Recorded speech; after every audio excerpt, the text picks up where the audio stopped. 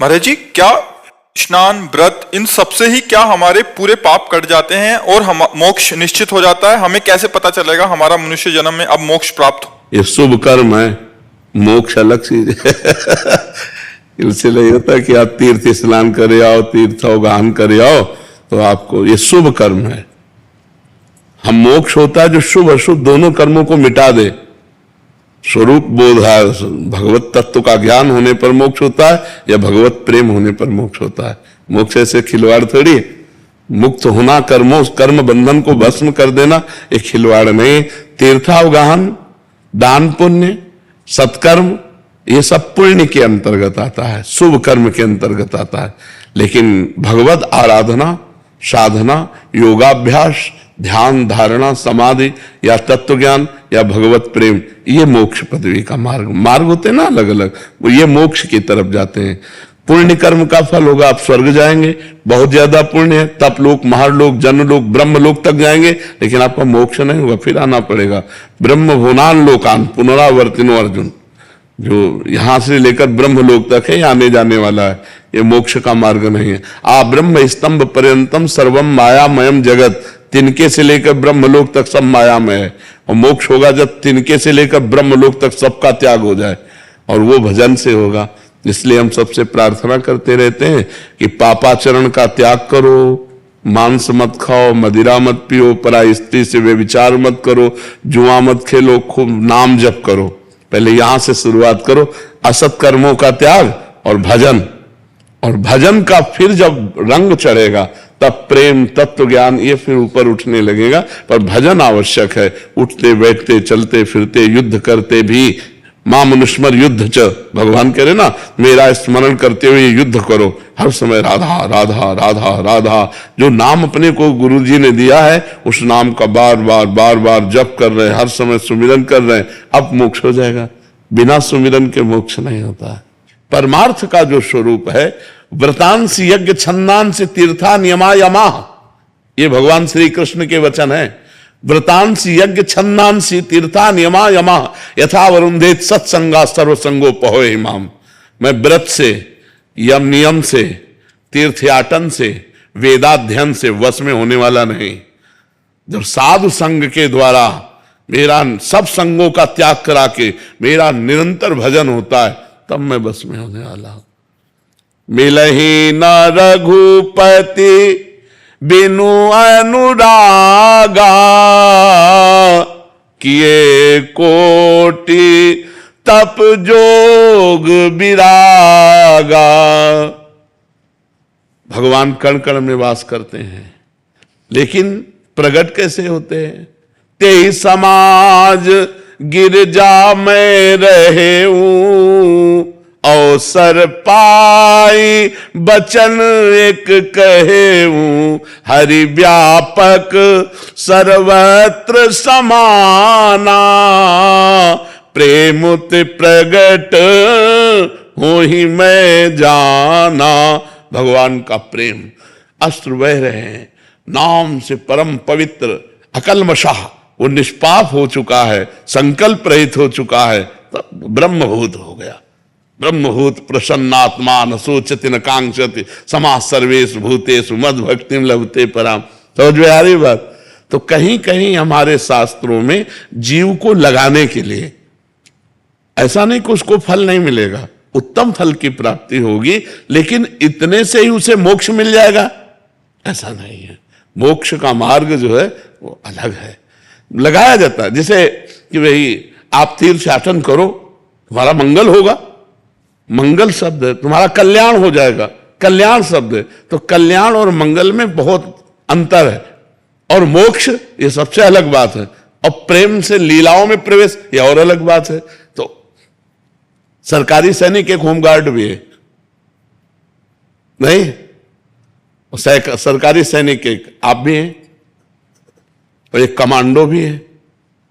Level ऐसे ही कल्याण और मंगल के एक लेवल है। जो मोक्ष है वो आखिरी लेवल है, वो उसके आगे फिर वहां पूर्णता है। आनंद का समुद्र ही समुद्र, जहां दुख का किंचन मात्र लेश नहीं, आत्यंतिक महासुख। अब उसके लिए साधना है। तीनों लोकों से वैराग्य, तीनों शरीरों से वैराग्य। स्थूल जगत, स्थूल शरीर, सूक्ष्म शरीर स्वर्गलोक, कारण शरीर ब्रह्मलोक, इधर 3 और इधर बाहर 3, बाहर और भीतर तीनों से जो वैरागी वो मोक्ष का अधिकारी होता है। कितना कठिन है, जब तक गुरु न मिलेगा और साधना नहीं बताएगा तब तक कैसे प्राप्त हो जाएगा। तो ये लेवल है। जैसे छोटी छोटी कथाएं हैं, अमुक कथा, उससे उसका मंगल हुआ, उसका कल्याण हुआ, वो साधारण लौकिक। मोक्ष नहीं, मोक्ष तो एक अलग पदवी है, मोक्ष तो अलग एक अलग बात है। साधु महात्मा संत जन जो रात दिन साधना में लगे हुए हैं, फिर भी संशय है होगा कि नहीं, फिर भी संशय होगा कि नहीं। तो ये अगर वो सही मार्ग मिल जाए, जीव अविनाशी है और उस अविनाशी का इस जड़ शरीर से कभी बंधन हुआ ही नहीं। अब उसने भूल से पकड़ रखा है, अब इस पकड़े को बंधन कहा जाता है। अगर वो छोड़ दे तो वो मुक्त था, मुक्त है, मुक्त रहेगा। उसने पकड़ रखा, मैं पुरुष हूं, ये पकड़ना है, मैं स्त्री हूं, मैं अमुक हूं, मैं इसी मैं को जो साधना के द्वारा गलित कर दे उसी को मोक्ष कहा गया है। क्योंकि जो हम हैं का मतलब ये शरीर नहीं, हम है का मतलब मन नहीं, हम है का मतलब बुद्धि नहीं। जो हम अविनाशी हैं इसी में कहीं। जैसे आप प्रवीण हो लेकिन कै साल के हो, शरीर कै साल का है? 47। 47 वर्ष में एक सेकंड भी आप अपने से नहीं मिले। बस शीशा में देखकर इसी को आप अपने मानने लगे और इसी की पदवी को आप अपना मानने लगे, लेकिन एक सेकंड भी आपने अपने को नहीं सोचा कि मैं हूं कौन। 47 वर्ष हो गए 3.5 हाथ के घर में रहते हुए और 47 सेकंड आप अपने में नहीं बैठे कि मैं कौन हूं। अगर बैठ जाओ तो मुक्त हो गए। बस उसी का ज्ञान है, सारा का सारा ज्ञान उसी का ज्ञान है। समझ पा रहे हो आप ना? सोनिका चांडक जी। राधे राधे महाराज जी। महाराज जी, मेरे पास कोई सटीक प्रश्न नहीं है। मुझे प्रतीत होता है कि मैं ईश्वर कृपा से आत्म मंथन की प्रक्रिया में हूं और जिस स्वयं को मैं जानती हूं वो सामाजिक है, आत्मिक नहीं। महाराज जी ये कहना चाह रहे हैं। बढ़िया, जब आपका कोई सटीक प्रश्न है नहीं तो उत्तर सटीक कैसे मिल सकता है? जब वास्तविक सटीक प्रश्न नहीं है इसलिए सटीक उत्तर इसका नहीं है। महाराज जी कह रहे हैं कि अपनी स्थिति समझ नहीं आ रही कि मैं ठीक हूं। वो स्थिति क्या जो समझ में ना, बोझल हम पाएंगे, पड़ोसी बताएगा कि तुम्हारा पेट भर गया। वो तो अपने को अनुभव भी आता है कि हमारी स्थिति क्या है। जब सतमार्गी नहीं तो स्थिति क्या है? कह रही लेखिका हैं, जब लिखते हैं तो इतना सुंदर ज्ञान लिख देते हैं, बट अभी यात्रा अहंकार चित्त भावना को समझने की प्रतीत होती है। तो अहंकार हर समय कभी इधर ले जाता है कभी उधर। अहंकार आप सही मार्ग पकड़ रहे हो कि ये सारा खेल अहंकार का, उसी को मिटाने के लिए सतमार्ग की साधना होती है। और जब सतमार्ग की साधना होगी तो आपको ऐसा लगेगा कि मैं लिख नहीं रही हूं, मुझसे लिखाया जा रहा है। मेरे भगवान बैठकर के मेरे अंदर मेरे को लिखवा रहे हैं, मैं तो एक निमित्त मात्र हूं। ये हाथ चल रहा है, ये नेत्र चल रहे हैं, ये बुद्धि चल रही, लेकिन इसमें बैठकर परमात्मा लिखाता है। तब समझ में आएगा कि अब थोड़ा लिखना सही हुआ है। ठीक है, नाम जप करो, करती हो नाम जप? नाम जप करो, भगवान कोई है जो, उसके आश्रित रहो, अंदर से आश्रित रहो तो कनेक्शन सही मिलता। अगर कनेक्शन सही ना हो, देखो बल्ब सही है, बोर्ड सही है, तार भी सही है और प्लग में लगाया भी सही है, लेकिन कनेक्शन नहीं हो पाया। अब ऑन ऑफ करो, कुछ नहीं। तो अब कोई खराबी नहीं, कनेक्शन में खराबी है। बस थोड़ा सा और आगे बढ़ जाते, कनेक्शन छू गया, ऑन करो तुरंत जल गया। और अगर कनेक्शन सही हो जाए तो हम लोग, आप सच्ची मानो, अच्छा एक चुल्लू गंगा जल या एक घड़ा गंगा जल या एक टैंकर गंगा जल, गंगा जल निकालोगे तो गंगा जल रहेगा कि नहीं रहेगा? तो परमात्मा का अंश क्या होगा? आप हमें बताओ, परमात्मा का अंश क्या हो सकता है? गंगा जल का अंश क्या हो सकता है? गंगा जल। तो परमात्मा का अंश क्या हो सकता है? परमात्मा हो सकता है। आप परमात्मा स्वरूप हैं।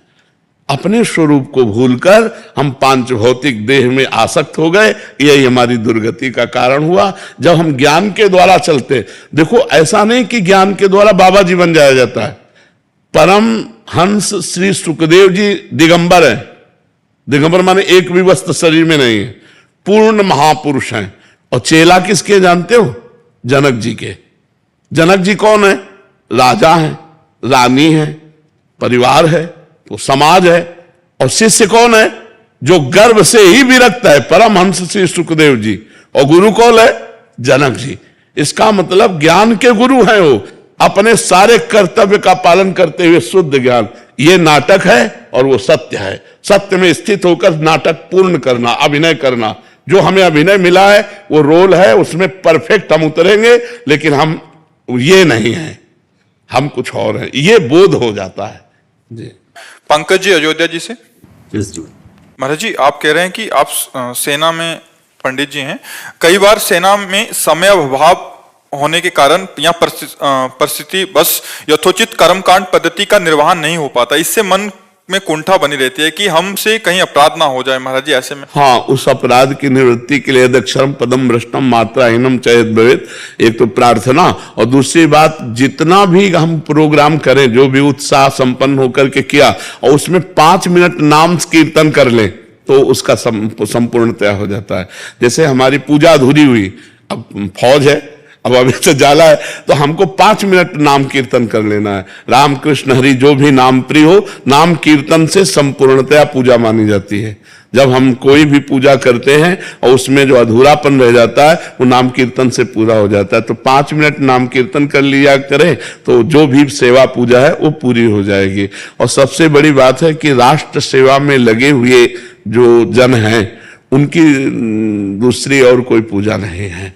वो नाम जप करते हुए अपनी पूजा में तैनात रहें। राष्ट्र भगवान का स्वरूप है और उसकी रक्षा के लिए जो आपको सेवा मिली है वो प्रधान सेवा है। तो उस समय जो भगवत सेवा का अवसर मिला, नहीं तो जो सेवा मिली उसी सेवा में तैनात है।